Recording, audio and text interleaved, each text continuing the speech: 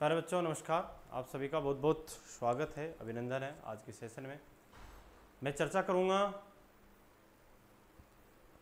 आज election commission of Rajasthan की बात करेंगे।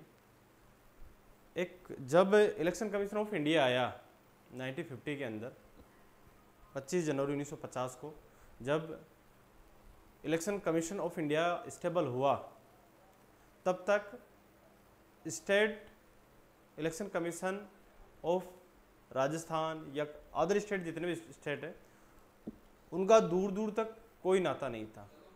अब आपके मन में ये क्वेश्चन आएगा एक क्वेश्चन आएगा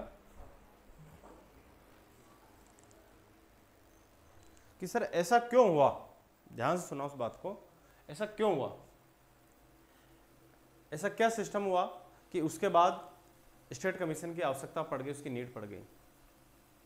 प्रिय विद्यार्थियों, आपको शायद पता हो पीवी नरसिम्हा राव जी की सरकार आई और पीवी नरसिम्हा राव जी की सरकार के अंदर 73वां और 74वां संविधान संशोधन होता है। कौन सा संविधान संशोधन होता है? 73वां। 73 और 74 कॉन्स्टिट्यूशन अमेंडमेंट 1992 के अंदर। और जब ये दोनों अमेंडमेंट हुए उसके बाद पंचायती राज और शहरी निकाय की स्थापना होती है। किसकी स्थापना होती है? पंचायती राज और शहरी निकाय की स्थापना होती है। पंचायती राज 73 कॉन्स्टिट्यूशन अमेंडमेंट के तहत और शहरी निकाय जिसे म्यूनिसिपैलिटीज बोलते हैं वो 74 constitution amendment 1992। PV Narasimha Rao उस समय देश के प्रधानमंत्री थे। उनकी सरकार ने इस बिल को पास किया और दोनों ही संस्थाओं को संवैधानिक मान्यता दी। जैसे संवैधानिक मान्यता मिल गई उसके बाद इनके लिए अलग से कॉन्स्टिट्यूशन के अंदर व्यवस्थाएं की गई। भाग 11 और भाग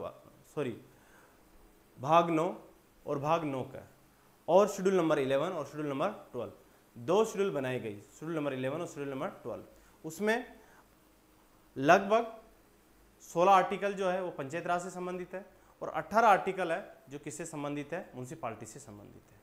उनमें जब हम आर्टिकल 243 से लेकर पी तक पढ़ते हैं पंचायत राज के अंदर, और म्यूनिसिपैलिटीज के अंदर आर्टिकल 243 ओ से लेकर जेड जी तक पढ़ते हैं, टोटल 18 आर्टिकल। तो उसमें ऐसे दो आर्टिकल आते निकलकर जिसमें किसका उल्लेख मिलता है? निर्वाचन आयोग का उल्लेख मिलता है। उन्हीं की चर्चा करेंगे, ध्यान दीजिए। राजस्थान निर्वाचन आयोग की बात कर लेता हूं मैं। राजस्थान निर्वाचन आयोग, राजस्थान निर्वाचन आयोग, निर्वाचन आयोग, ध्यान से समझना, राजस्थान निर्वाचन आयोग, या मैं यूं कह सकता हूं इलेक्शन कमीशन ऑफ स्टेट। प्रत्येक स्टेट में इलेक्शन कमीशन मिलेगा। इसकी शुरुआत होती है, प्यारे बच्चों, सबसे पहला क्वेश्चन पीवी नरसिम्हा राव की सरकार में। किसकी सरकार में? पीवी नरसिम्हा राव। पीवी नरसिम्हा राव ये आंध्र प्रदेश के सीएम रह चुके थे। आंध्र प्रदेश के रहने वाले थे। कहाँ के रहने वाले थे? आंध्र प्रदेश से। और ये 91 से लेकर 1996 तक क्या रहे? देश के पीएम रहे। क्या रहे? देश के पीएम रहे। इनकी सरकार में एक बिल आता है और उस बिल का नाम है 73 कॉन्स्टिट्यूशन अमेंडमेंट और 74 कॉन्स्टिट्यूशन अमेंडमेंट, संविधान संशोधन, कॉन्स्टिट्यूशन अमेंडमेंट, संविधान संशोधन। ये दो संविधान संशोधन आते हैं और एक कब पास हो जाते हैं? 1992 के अंदर। अपर हाउस और लोअर हाउस के अंदर 1992 के अंदर पास हो जाते हैं। पास होने के बाद मैंने कहा कि भाग 9 और भाग 9 का जोड़ दिया जाता है। कौन सा जोड़ दिया जाता है? भाग 9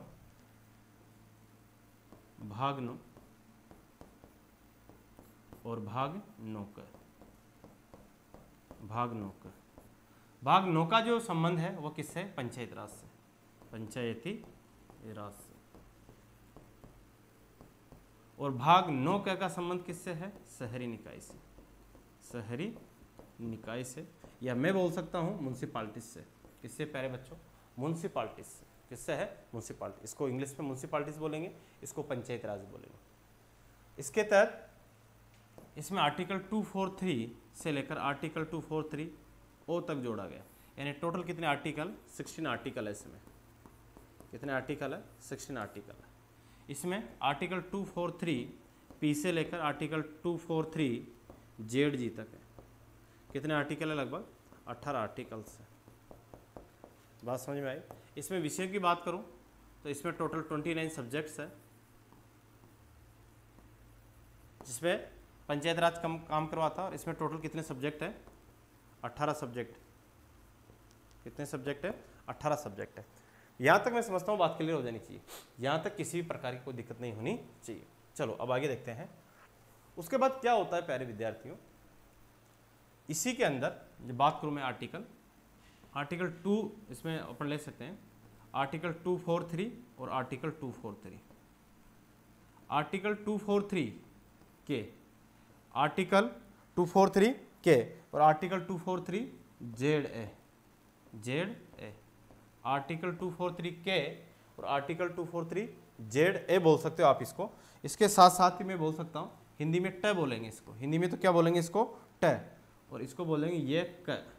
ये दो आर्टिकल वेरी मोस्ट, ये ध्यान रखें। आर्टिकल 243 क या ट और आर्टिकल 243 जेड ए या ये क। ये तो किसके लिए, ये पंचायत राज के लिए, पंचायती राज के लिए, पंचायती राज के लिए। और ये किसके लिए, शहरी निकाय के लिए, शहरी निकाय के लिए, शहरी निकाय के लिए। बात समझ में नहीं है कि आर्टिकल 243 के ये कहता है कि पंचायत राज के इलेक्शन के लिए, पंचायत राज का जो चुनाव करवाने के लिए इलेक्शन कमीशन होगा स्टेट। और आर्टिकल 243 जेड ए या ये कहता है कि म्यूनसिपालिटीज़ का इलेक्शन कराने के लिए स्टेट इलेक्शन कमीशन होगा। इस बात क्लियर। तो दोनों आर्टिकल याद रखें। उसके साथ साथ संविधान संशोधन में बता चुका हूँ, इनका भाग बता चुका हूँ। ये भाग 9 में है और ये भाग 9 क में है। ये किस में, ये भाग 9 में है, ये भाग 9 क में। यहाँ तक मैं समझता हूँ बात क्लियर हो जानी चाहिए, किसी प्रकार की कोई दिक्कत नहीं आनी चाहिए। अब उसके बाद बात करते हैं राजस्थान पंचायत राज अधिनियम जो 1994 में आया, उसकी धारा जब हम 120 पढ़ते हैं, राजस्थान पंचायत राज अधिनियम की धारा 120 के तहत ये उल्लेख किया गया है कि पंचायत राज के लिए एक निर्वाचन आयोग होगा। ठीक है, धारा 120 के तहत। तो अगला इसमें इंपॉर्टेंट जो क्वेश्चन बनता है वो बनता है राजस्थान पंचायती राज अधिनियम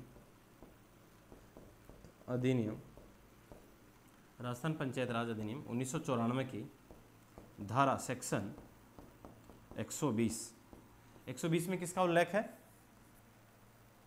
क्या कहता है 120 राजस्थान पंचायत राज अधिनियम कि पंचायत राज का इलेक्शन कराने के लिए इलेक्शन कमीशन की आवश्यकता पड़ेगी।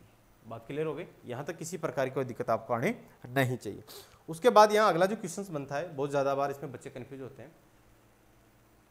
17 जून 1994 याद रखें, एक तारीख वेरी इंपॉर्टेंट है। 17 जून 1994, ये क्यों इंपॉर्टेंट, दो तारीखें आपको याद रखनी, एक 17 जून याद रखनी है और 1 जुलाई याद रखनी। देखो ध्यान से सुनो, 17 जून 1994 याद रखनी है आपको एक तो, और एक आपको 1 जुलाई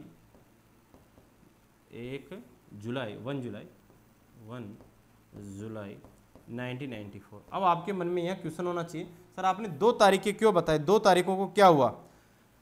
17 जून 1994 को राजस्थान राज्य निर्वाचन आयोग की स्थापना का आदेश जारी होता है। इस दिन तो क्या होता है बेटा, आदेश जारी होता है, आदेश जारी होता है।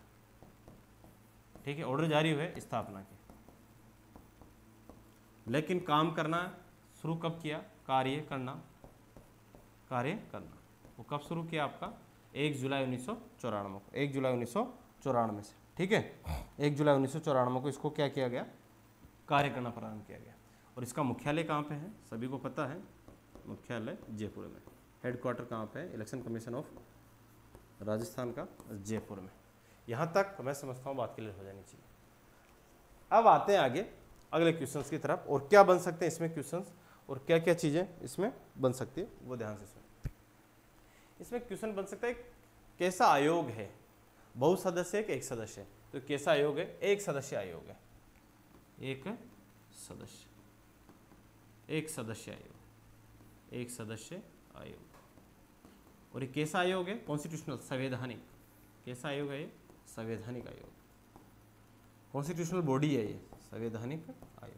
संवैधानिक आयोग का मतलब होता है जिसका संविधान में उल्लेख है, संवैधानिक आयोग जिसका संविधान में उल्लेख हो। संवैधानिक आयोग का मतलब क्या है? जिसका संविधान में उल्लेख हो। अब इसका स्ट्रक्चर देखें, इसकी संरचना देखते हैं अपन। संरचना, इसकी संरचना कैसे, इसका स्ट्रक्चर कैसा है? सबसे ऊपर जो पद होता है वो तो होता है प्यारे बच्चों किसका? मुख्य निर्वाचन आयुक्त का। मुख्य निर्वाचन आयुक्त का होता है। किसका होता है? मुख्य निर्वाचन आयुक्त का। मुख्य निर्वाचन आयुक्त का होता है। उसके जस्ट नीचे जो दूसरी बड़ी पोस्ट होती है वो होती है मुख्य निर्वाचन अधिकारी। यहाँ बड़े विद्यार्थी कंफ्यूज होते हैं, सर ये अधिकारी और आयुक्त हमें तो समझ में नहीं आया, इसको ऑफिसर्स बोलेंगे या इसको हमारी भाषा में, सीधी भाषा में सचिव बोल सकते हैं। ठीक है, सचिव। ठीक है, यानी कि निर्वाचन आयोग का सेक्रेटरी या मुख्य निर्वाचन अधिकारी। ये जो अभी हैं ये तो नवीन महाजन। कौन है? नवीन महाजन। और ये है मधुकर गुप्ता एट प्रेजेंट में। ये कौन है? मधुकर गुप्ता एट प्रेजेंट की बात करें। उसके बाद मुख्य निर्वाचन अधिकारी हो गया, फिर जिला निर्वाचन अधिकारी हो गया, फिर उपखंड जो है निर्वाचन अधिकारी हो जाता है, फिर रिटर्निंग ऑफिसर, फिर बूथ लेवल ऑफिसर। इस प्रकार का इसका प्रोसेस चलता है, ये आपको दिमाग में रखना है। ठीक है, इसमें इसके नीचे जैसे सहायक सचिव, फिर जिला निर्वाचन अधिकारी, जो डिस्ट्रिक्ट मजिस्ट्रेट होता है उसी के पास पावर होता है। अब बात करते हैं इसके कार्य क्या है, या मुख्य निर्वाचन आयुक्त अब तक कौन हुआ तो बाद में बात करेंगे, पहले इसके कार्यों की बात कर लेते हैं। नियुक्ति की बात कर लेते हैं। नियुक्ति राज्यपाल करता है। नियुक्ति कौन करता है? राज्यपाल करता है। अच्छा, अपना त्याग पत्र भी किसको देंगे? ये त्याग पत्र भी राज्यपाल को। लेकिन बात आ जाए हटाने के प्रोसेस की, हटाने तो कौन हटाएगा, कैसे हटाएगा, वो ध्यान दीजिए। जिस प्रकार से हाई कोर्ट के न्यायाधीश को हटाया जाता है उसी प्रकार से इनको भी हटाया जाता है। हाई कोर्ट के न्यायाधीश के समान हटाने का प्रोसेस, हाई कोर्ट के न्यायाधीश के समान, न्यायाधीश के समान वो हटाने का सेम प्रोसेस है। अब आपके फिर मन में क्वेश्चन आना चाहिए, सर हाई कोर्ट के न्यायाधीश को कैसे हटाते हैं? इसमें क्या होता है, 100 सदस्य लोकसभा में, 50 सदस्य राज्यसभा में सहमत हो। उसके बाद 3 सदस्य कमेटी बनेगी जिसमें एक हाई कोर्ट का मुख्य न्यायाधीश, 2 अन्य वरिष्ठ न्यायाधीश होंगे, वो तीनों जांच करेंगे, वो संसद के समक्ष रखेंगे। संसद में दोनों सदनों में 2/3 मेजोरिटी के साथ अगर पास हो जाता है तो फिर इनको त्यागपत्र देना ही पड़ता है। वो सेम प्रोसेस हाई कोर्ट के न्यायाधीश को हटाते हैं, सेम। इसके वेतन की बात कर लेते हैं, तो वेतन 225 कितना मिलता है? 225 लाख है ना, 2,25,000 मासिक वेतन है। ठीक है, मासिक, बात समझे? प्रति माह 2,25,000 वेतन मिलता है। यहाँ तक बात क्लियर हो गई? तो मैं समझता हूँ यहाँ तक किसी प्रकार की आपकी कोई दिक्कत नहीं होनी चाहिए। चलो आगे बढ़ते हैं। अब अगला क्वेश्चन इसमें जो बनता है आपका, वो क्या बनता है वो ध्यान दीजिए प्यारे बच्चों। भाई सर इसके फंक्शंस क्या क्या है, इसकी पदावधि क्या है? तो अभी पदावधि की बात करें, पदावधि एट प्रेजेंट में, पदावधि कब तक कार्यकाल जिसे हम बोलते हैं, तो 5/65 है। अभी कितना है? इनमें से जो भी पहले होगा वह है, इनमें से जो भी पहले होगा, इनमें से जो भी पहले होगा। अब इनमें से जो भी पहले होगा का मतलब है, जैसे मान लीजिए मैं हूँ, मैं आज 62 साल का हूँ, आज मुझे मुख्य निर्वाचन आयुक्त की सीट संभाली तो मैं 3 साल ही रहूँगा, क्योंकि 65 साल हो जाऊँगा 3 साल बाद। यदि मान लीजिए 50 साल का हूँ तो 55 साल तक रहूँगा, तो अधिकतम कितने साल है? 5 साल या 65। जो दोनों जो भी पहले पूरे हो जाए इनमें से वो पदावधि है। सैलरी में बता ही चुका हूँ आपको। अब इसके कार्य देखते हैं, कार्य क्या है? कार्य सबसे पहला कार्य ये है कि जो भी इलेक्शन, जिसके भी इलेक्शन, मोस्टली इलेक्शन किसके करवाता है? पंचायत राज और शहरी निकाय का। अगर आपसे क्वेश्चन पूछा जाए कि विधानसभा के, विधान परिषद के या फिर राज्यसभा के, लोकसभा के, राष्ट्रपति उपराष्ट्रपति के इलेक्शन कौन करवाता है, तो उनके इलेक्शन तो करवाता है कौन? Election commission of India. ध्यान सुनना, राष्ट्रपति, उपराष्ट्रपति, राज्यसभा, लोकसभा, विधानसभा, विधान परिषद, इनके इलेक्शन तो कौन करवाता है? इनके इलेक्शन तो कराता है कौन? Election commission of India. फिर ये किसके इलेक्शन करवाता है? ये केवल पंचायत राज और शहरी निकाय के इलेक्शन करवाता है। ये बात आपके दिमाग में बिल्कुल क्लियर हो जानी चाहिए। तो इसका काम क्या है, पंचायत राज के इलेक्शन करवाना, पंचायती राज प्लस शहरी निकाय का चुनाव, शहरी निकाय के चुनाव करवाना, निकाय के चुनाव करवाना, चुनाव करवाना। बात क्लियर। उसके बाद मतदाता सूचियां तैयार करना, चुनाव चिन्ह देना, और यदि कहीं चुनाव में गफलाबाजी हो रही तो दोबारा सिलेक्शन करवाना, वहाँ पे उन चुनाव को वहाँ पर कुछ समय के लिए चुनाव रोकना, आदर्श आचार संहिता लागू करना, ये सब इसी के काम है निर्वाचन आयोग के।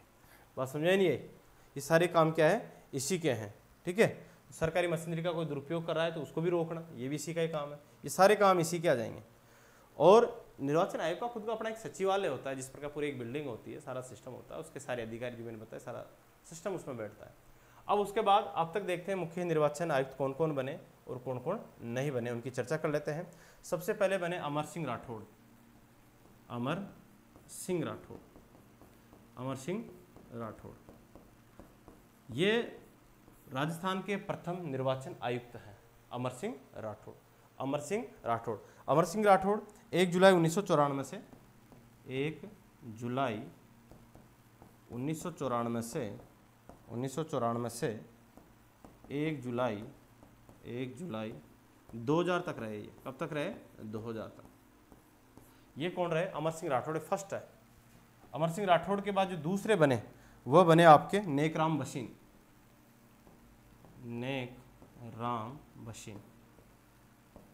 अच्छा, नेकराम बशीन ने एक अप्रोच करी कि निर्वाचन जो आयुक्त है उसका जो कार्यकाल है ये 2000 से लेकर 2002 तक है, 2002 तक। इन्होंने ये अप्रोच करी थी नेकराम बशीन ने कि निर्वाचन आयुक्त का कार्यकाल या तो 62 या 6 साल रखो, फिर लास्ट में डिसीजन ये हुआ कि 5 साल 65 रखो।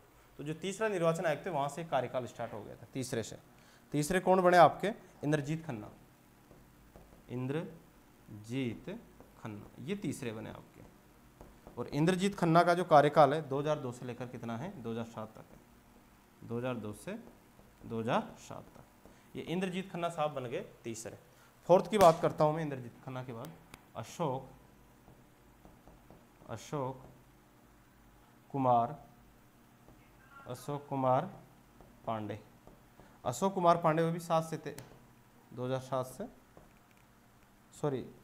कार्यवाहक बना दिया था बीच में एक को, 2008 से आगे थे अशोक कुमार जी, 2008 से 2013 तक। फिर उसके बाद 5वें नंबर के जो बनते हैं प्यारे बच्चों, अशोक कुमार जी के बाद वो बनते राम लुभाया। और राम लुभाया की अध्यक्षता में ही गहलोत साहब ने एक कमेटी बनाई थी, जिसके माध्यम से हमारे कितने जिले हो गए थे, 50, यानी कि 50 जिले हो गए थे। फिर बाद में एक और जिला बना दिया, 51 जिले। जो राम लुभाया कमेटी, राम लुभाया एक सीनियर IAS अधिकारी हैं और इनका कार्यकाल रहा 13 से लेकर 17, 2013 से लेकर 17 तक इनका कार्यकाल रहता है। और राम लुभाया जी के बाद आ जाते हैं प्यारे बच्चों प्रेम सिंह मेहरा।